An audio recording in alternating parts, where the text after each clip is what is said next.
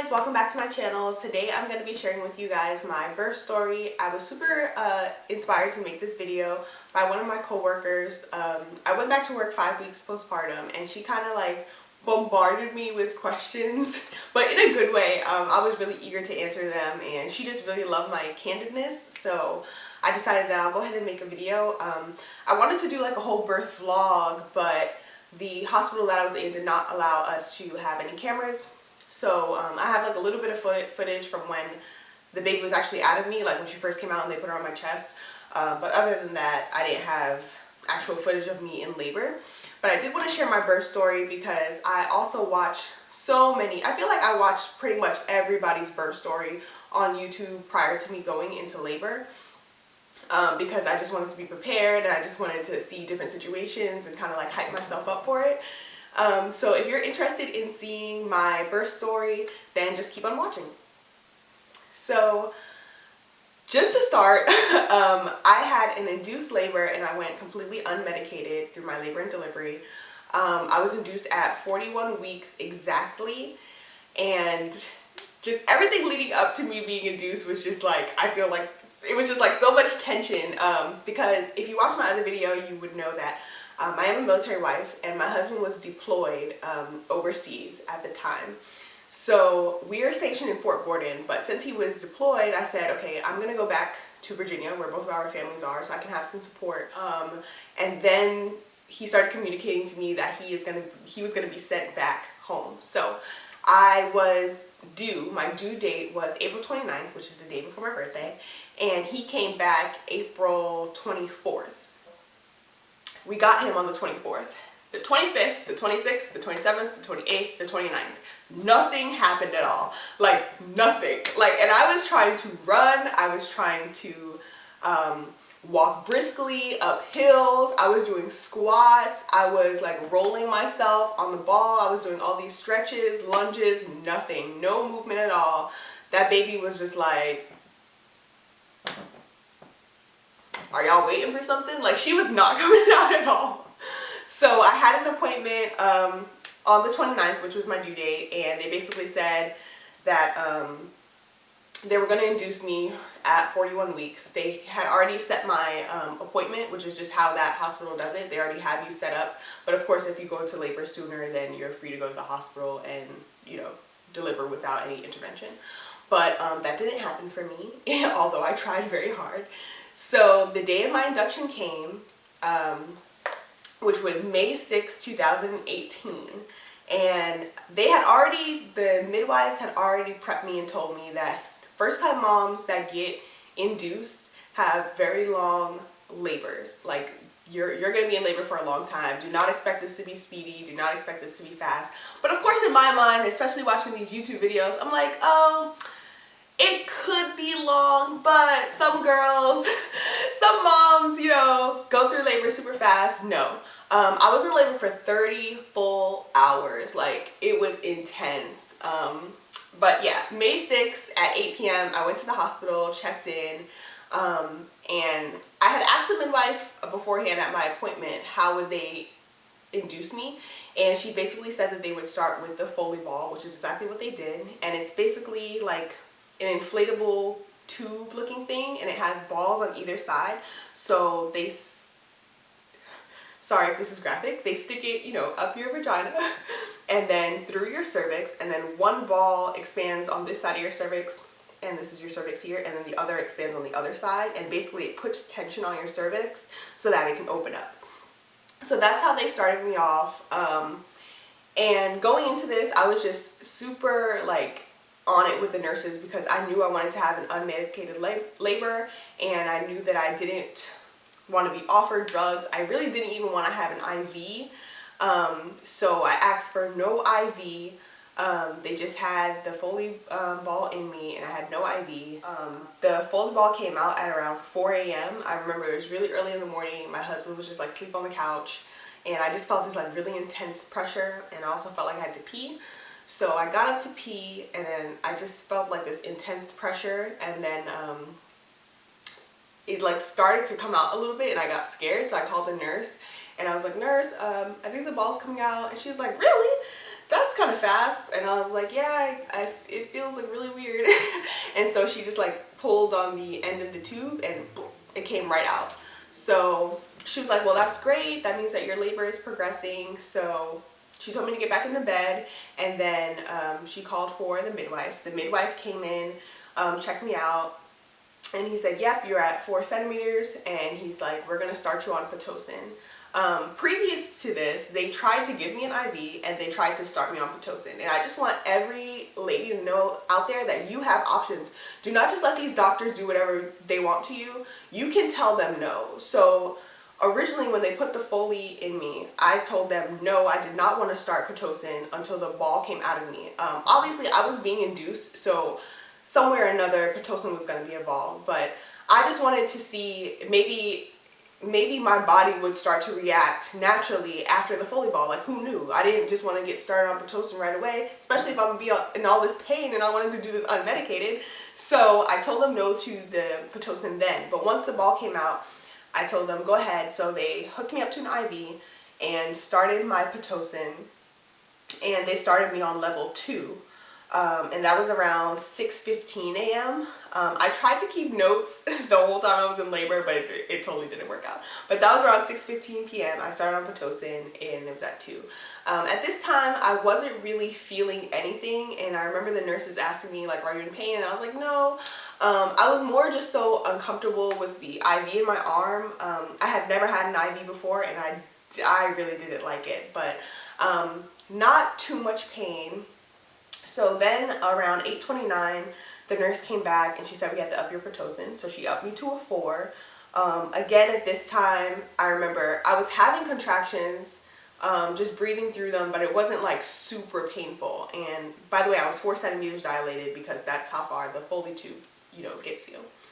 Then around 9:40, the midwife came in again, checked me, and I was only 4.5 centimeters dilated. And that was just crushing. I was like, what? I only moved half a freaking centimeter, and I just felt like it was taking forever. But they were like, this happens. Like we told you, you're a first-time mom. You're being induced. It's going to take a while. You're going to be in labor for a long time. They sent to the kitchen for me to get like some Jello and some, I think, tea. And ate that, and I was just trying to like stay in the bed and get rest, but also not just stay in the bed, because everything I read was like, yes, you want to be rested, especially if you're having a long labor, but you also want to move around and get things going. So once he told me that I was 4.5 centimeters dilated, I was like, okay, no. So I had my sister there, I had my mom there, and I told them like, I want to walk around. I asked the nurse to bring the ball in, and that's when I really started to like, okay, we got to get this baby out of me. I was so done with being pregnant. Like I had had it. I was like, I need this baby out of me. So I would alternate. So I would bounce on the ball for about like 20 minutes, and then I would get up and walk around. And luckily they did have the baby monitors hooked up to me. Since I was on Pitocin, I had to have the IV in me, and I had to have the baby monitors hooked up to me at all times. But they did have the mobile ones where I could walk around. So I would walk around my room for a little while, and then I would ask my mom and my sister to help walk around the actual hospital with me. My husband was there too, but he was kind of just like staying out of the way, which I am so thankful for. I know some people work really well when like people are around them and like kind of catering to them, but I don't. I'm like, I need everybody hands off. Unless I ask you to do something, then you jump in. And my team, my mom, my sister, and my husband, they were just great. They were everything that I needed to accomplish what I needed to accomplish. So like I said, every 20 minutes or so, I would switch from walking around to bouncing on the ball, walking around to bouncing on the ball. Around 10 a.m., they upped my Pitocin to a 6, and then from there, I don't know the amounts. I know that my Pitocin went up to a 12, and then I started pushing, but like once it got to a 6, it was too intense for me to like keep track. I was really just trying to get the baby out. So I remember walking around the halls and having to stop at every contraction and like breathe through it and scream through it, and it was just so intense. I remember at one point me walking around the room, and the nurse came in and she was just like, hey, we can't read the baby. So we need you to like lay in the bed. And laying in the bed was just the worst. It was the absolute worst.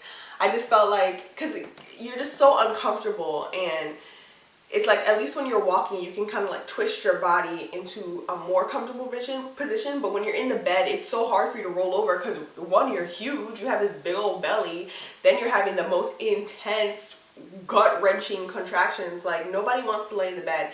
And so I would lay there until the baby's rate started showing on the computer again. Then I would get right back up. I remember when things got really intense. So I'm guesstimating, again, I didn't have the doctors or the midwives come in and keep checking my cervix. And I'm gonna make a whole nother video on kind of like my coping mechanisms with having the natural labor. But I didn't want to keep being checked, because after I had been checked and I was told I was only 4.5 centimeters, I got really discouraged.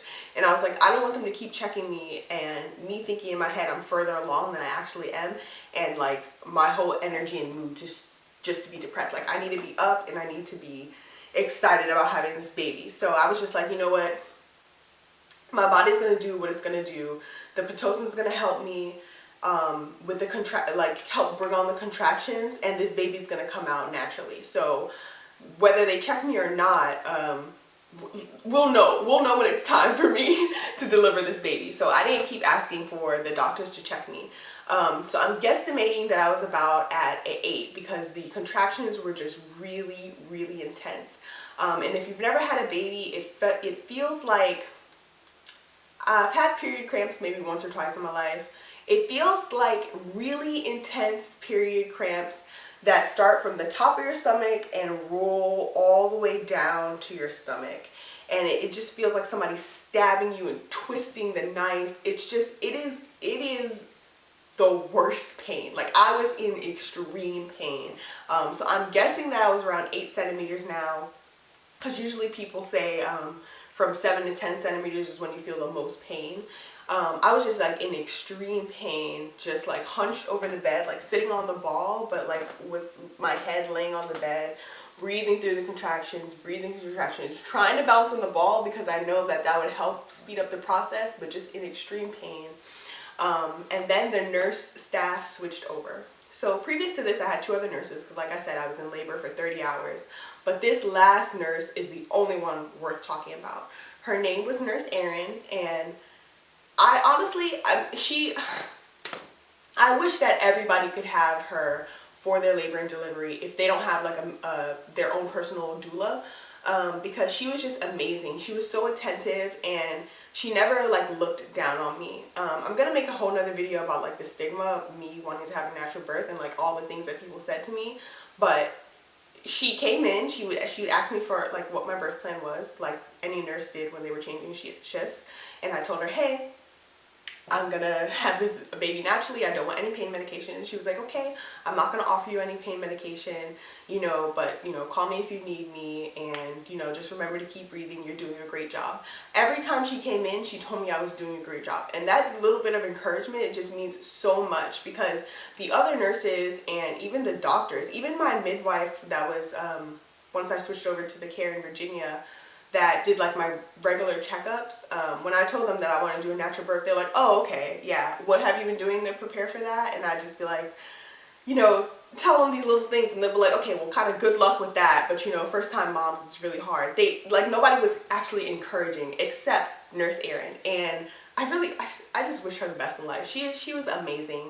But anyway, once her shift switched over again, I think I was about 8 centimeters, and I was like in extreme pain, and she was like, you know what? You should get in the shower.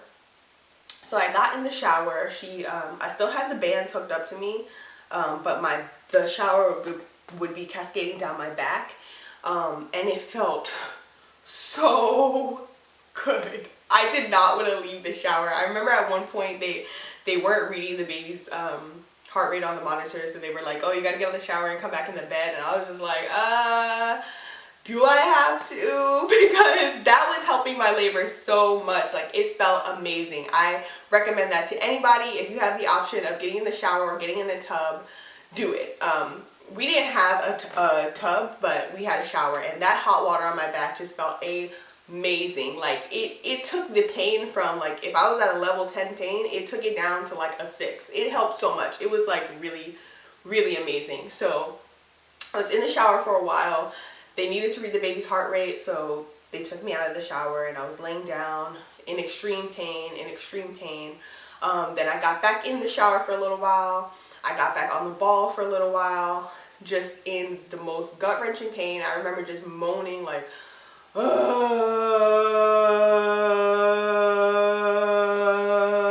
remember just moaning like that through each contraction. Like, it was so intense. I was in so much pain. My husband would just like kind of come over, tell me I'm doing a good job, go back to his corner. Same with my mom, my sister. They just kind of knew to like check in with me, tell me I'm doing a good job, and then kind of like get off to the corner, because I just kind of work better in my own headspace. But yeah, I kind of alternated between getting in the shower and getting on the ball during that time, until I was laying in the bed, because they weren't reading the baby's heart. So I had to lay in the bed and kind of stay still for a little bit until it came back on the screen. And while I was laying in the bed there, I got this intense feeling that I needed to poop. And I was like, oh, I need to poop. Oh, I need to poop. And so I like was getting up, and my mom was like, well, remember what they said, if you feel like you need to poop, to tell the nurses first so that the doctor can check you, blah, blah, blah. So they went to get the nurse came in, and she actually just checked me herself, and she said that I was 10 centimeters, but the baby's head was still really high, and that it needed to come down more. So she was like, you are good to poop if you need to relieve yourself. So I went and tried to poop. I couldn't, because when you're pregnant, you either have diarrhea or you're constipated. That's just how the world works.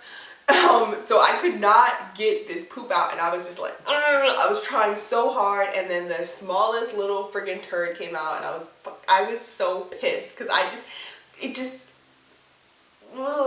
in so much pain, and then I'm trying to push this poop out, and it just wasn't working, and I didn't want to poop on the table while I was pushing, and I knew it was getting close because they turned on the heat lamps for the incubator, you know, the little thing where the baby goes and they wear and stuff. So I couldn't get the poop out. I went back to laying down. At this point, I was just exhausted, so I didn't want to be on the ball anymore. I was just kind of like laying there, and then I was kind of like, can they check me? Can they check me? Like, at this point, I think I started to understand in my head that, like, okay, it's time, because I was just in so much pain, and the baby's head felt like really, really, really low. So they brought the doctor in, and he checked me, and he was like, you know, you're fully dilated. You can go ahead and try pushing if you want, but the baby's head is really, really high up. So what he recommended is that I labor down for a little while, but I was like, no, let me try pushing. No, I want to try pushing. So he was like, okay, go ahead. So first they had me just in the standard position with my legs back. Breath. Just let's see how you do, whichever way feels right. You can do kind of like an open glass pushing, where you just, when you have the contraction, just go and just kind of push it in your butt. Okay? Just where you feel all that pressure, just send the baby down. Sometimes that feels better. Good. Good. I can see a bit of a bulge. That's good. And breathe. Still there? Okay. That's the way. Good.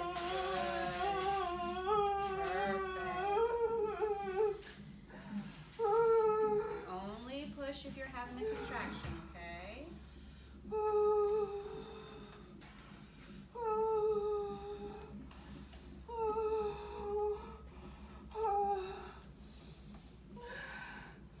Is it letting go now? How did that feel to kind of bear down against it? Is it helpful? Okay. So another thing that can maybe help you feel a little more powerful is if you kind of reach for your knees when you're pushing. You just kind of grab your knees like that, okay? And then just kind of curl around and just, you know, down. And then we can kind of move you into more of a squatting position. You know, see how that goes, okay? Is it okay if he touches when you push next time, just to see if you're moving the baby? Okay. All right, good. But it definitely looked like a little bit of a bulge, so that was good. Okay.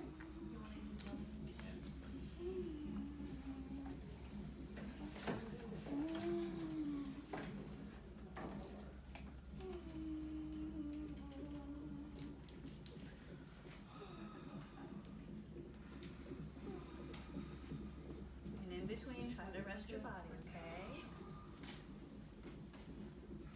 Don't feel like you have to hold yourself up. Just kind of melt down into the bed. That's the way.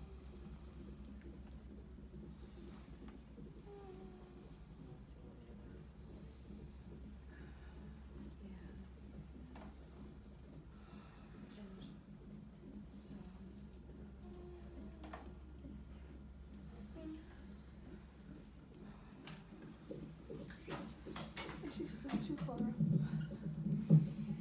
Say it again? Is she still too far up there?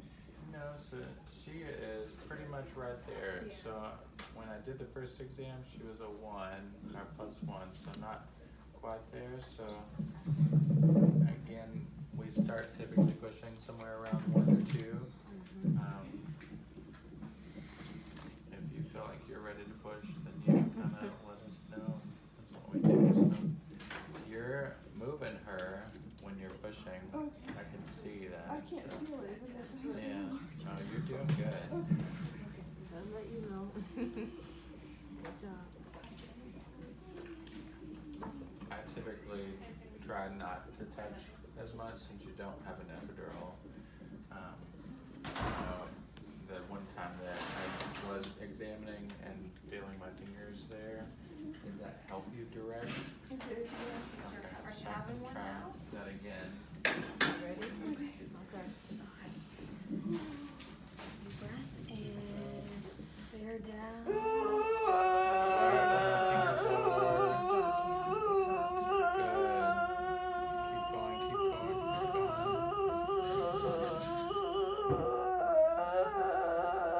Take a breath when you need to and go in for push number 2.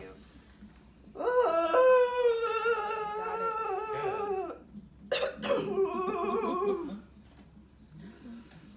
Deep breath.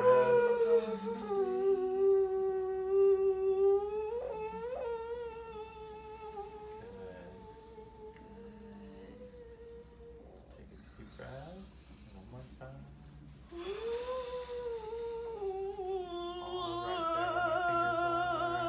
Push his fingers Keep out. going, keep going, keep going.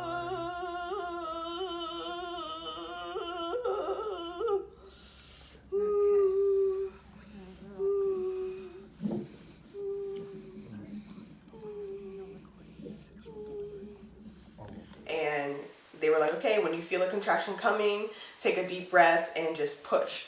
So I would do that, and I was in so much pain that I remember I must have been so annoying to him because I kept saying, like, is it doing anything? Because it doesn't feel like it's doing anything. But again, he did tell me that the baby's head was really high up, but I felt like nothing was happening. But it did feel good to push a little bit, so I kept trying that for maybe 20 minutes, and then they alternated me to like my side. I tried that for 10 minutes, and I just kept saying, like, is it doing anything? And he was like, yeah, you know, her head's coming down a little bit, but we do recommend that you just kind of labor down. Like, she's gonna continue to drop even though you're fully dilated. So I was like, oh, okay. So he left, and I was like, okay, I'm gonna try to labor down. So they gave me like the peanut ball that kind of goes between your legs, but that was uncomfortable, so I gave it back to the nurse.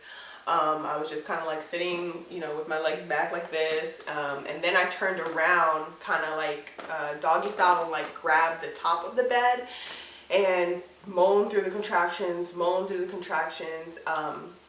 so I must have did that for like 30 minutes. Then I told the nurse, like, no, I need the doctor again. I was like, can I just start pushing?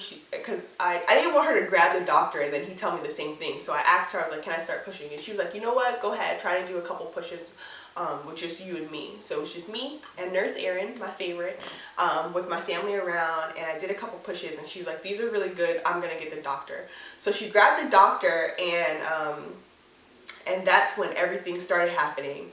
So he was like, okay, we're gonna make these count. He's like, when you feel a contraction coming, push with all your might. So I would push and try to hold it, and then I started to feel her head actually coming down, and it freaked me out. Like, it was, see, some women that I've watched these videos, they say that like when they started pushing the contractions, they felt better because they felt like they were doing something about the pain. For me, it was the complete opposite because my pain went from a 10 to a 25. Pushing hurt so much because you can feel the baby's head descending into the birth canal. Like, it is crazy. So I would push and then he would be like, okay, push again. And then I started screaming because in my head, I just started freaking out. I lost my zen. Up until this point, I was really zen. I lost my zen. I started kicking the doctor. I felt so bad. I remember him telling my husband to hold my leg back because I was kicking him. And then this other lady that was in the room, because there was like so many people in there, she was like, hey, all the screaming is not going to help you. You just got to focus. You just got to push. So I tried to calm myself down. I was like, okay, I can do this. I can do this. I remember saying that I can do this. I can do this. So they were like, okay, when you get a contraction, take a deep breath, push all the way through, then hold it. Like, take a little breath and then keep pushing. Like, don't let out all your momentum because that's gonna help the baby come out. So I said, okay, I did exactly what they said. Got a contraction, push, push, push, push, push, push, push.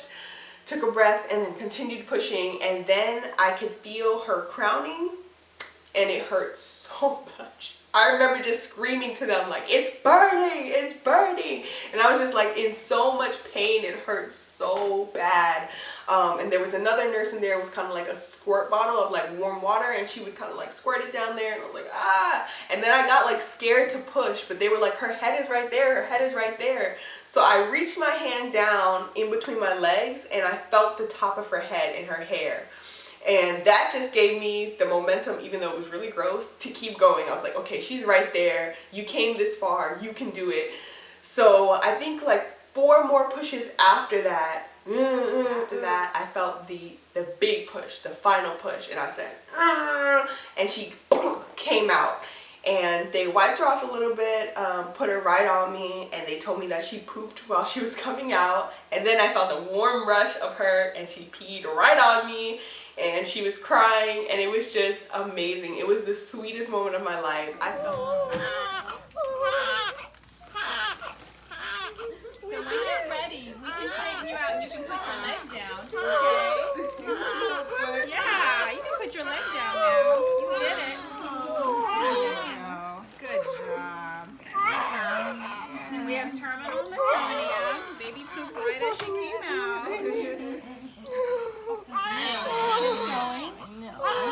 Thank you.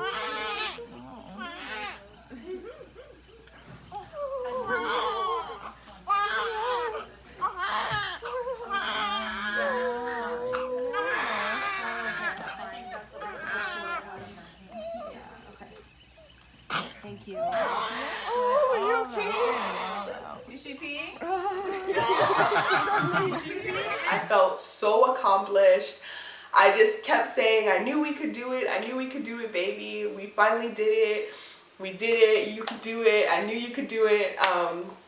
I didn't even really cry. Like, I'm an emotional person, but with happy things, I'm not. So I just remember I had like 1 tear, but mainly I was just saying like, I knew we could do it. We did it. You did so good. And I was just holding her, and I couldn't really see her face. I was trying to see who she looked like, but I couldn't really see her face because I was just like kind of like shaking. My legs were shaking.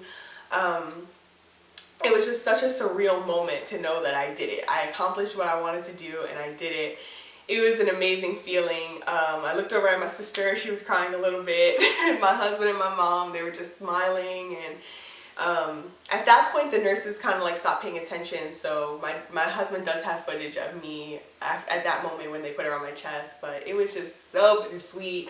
After that, they took her away from me, and the doctor said, hey, you got to deliver the placenta. So we need like 1 good push from you. And I remember telling them like, hey, I can't feel much down there. It wasn't like it was numb, but it was just like my mind was just like shut down at that point. I was so tired. Again, this is 30 hours of labor, so I was exhausted. So I told them, can you tell me when I'm having a contraction, because I was still hooked up to machines, and then I'll push. So that's what we did. I pushed out the placenta. It came out, and it felt like just like one big glob, like whoa, came out. And then they kind of like wiped me down and assessed the situation. I did have 2 tears. I had 1 small tear in my vaginal opening and then another one on my labia. And of course the doctor I had was like training or something, I don't know, but he was getting guidance from another doctor about how to sew me up. And I just remember like it hurting so bad, and I was like, oh no, you guys gotta numb me, because you're not about to give me stitches down there without it being numb. Like, I already went through enough pain, you put some numbing cream on there. So they numbed me up and he stitched me up, and then I remember them giving me back the baby, and I tried breastfeeding for a little while, but all that is a blur because once I got her out, extreme exhaustion just took me over, and I was just so relieved that I finally did it and that I could rest for a little while. So I remember after breastfeeding, they like wrapped her up, put her into a little cart after giving her her shots and stuff, and I was kind of like in and out of sleep at this point. And Nurse Erin, the sweetest lady ever, she was right there, and she's like, you did an amazing job. I was happy to be a part of this. And I was like, thank you so much, thank you so much. So it was great. It was really intense, but I'm so happy that I did it, and I'm so happy that I got to do it the way I wanted. And I'm hoping that my birth story proves to you women, any woman out there, any woman that has already had a child and their birth didn't go the way they wanted, or a first-time mom, that you can do it. You can have the birth that you want, whether that be induced, whether that be a natural birth, an unmedicated birth, whatever your birth would be. You have the choice. You have a voice, and they have to listen to you. You are the patient. They're here to serve you, not the other way around. So do not let these doctors, midwives, nurses boss you around. You tell them how you want it, and I pray that everybody have the birth experience that they want. Thank you for watching this video, and subscribe for more.